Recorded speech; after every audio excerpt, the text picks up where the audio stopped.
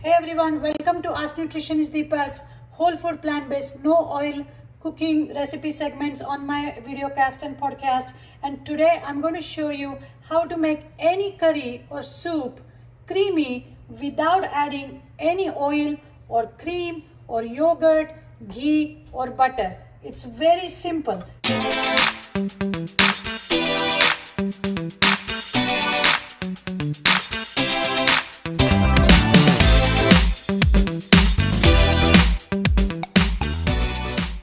You will be surprised within 10 minutes how can you make this base which is so tasty, and not only it's going to make your curry or your vegetable creamy or even your soup creamy, but going to be full of flavor and nutrition. So in order to get started, you need very simple ingredients for it. Fresh tomatoes or organic canned tomatoes, any kind of onion. I usually use red onion or combination of shallot and white onion. We need garlic and any kind of nut or seed. I'm trying to make this nut free, so I'm going to use pumpkin seeds. And once you have all these things, all you have to do is to chop it up, okay? Add the pumpkin seeds in those chopped tomato, onion, garlic mixture. Add a little bit of turmeric and steam it for 8 to 10 minutes, okay? And that's all you have to do. So I have already steamed this mix while ago. So once it is cooked or steamed, all the onion and tomato is very soft. So that's what you want. And now all I'm going to do is to blend this in the blender. Okay. Now to this you can add turmeric and black pepper. I just added turmeric.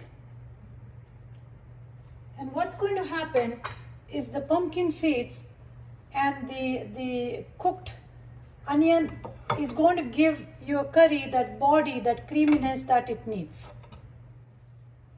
So I'm going to now grind it in my NutriBullet, and I'm going to show you a technique to freeze it and use it as needed if you're cooking for 2 people, 4 people or 6 people or a village. It's going to come in very handy. So once I'm just going to grind it into very fine puree.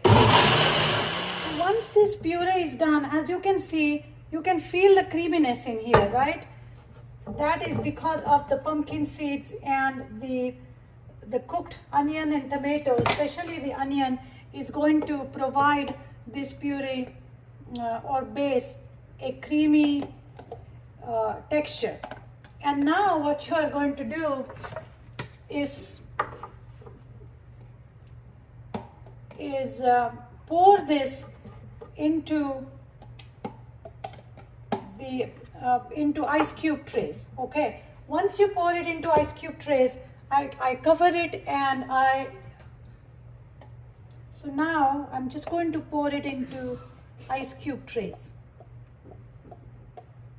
So the point of pouring it and freezing it in ice cube trays, because this 1 cube is just enough to make 1 or 2 cube.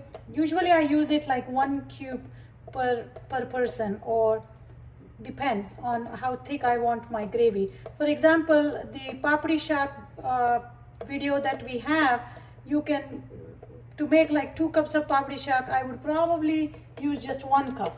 But if I'm making chole, or if I'm making chana masala, or if I'm making any kind of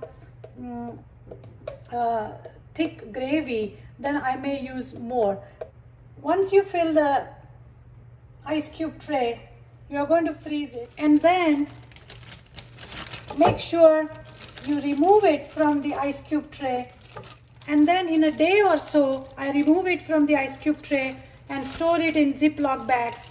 And whenever I need it, I'm just going to add it to my oil-free tadka, and it's going to melt, and off you go. So this is what brings that creaminess, that body without adding any oil or ghee or butter to any vegetable, any dal, any dish that you want to make, or actually even soup. So the flavor of onion tomato is very neutral, so you don't have to worry about not using it in any universally in all flavors of different ethnic foods. So that's what it is. Even as a cube it smells very good. This particular one I froze it with extra spices in it. I'm going to put it back before it starts to melt away.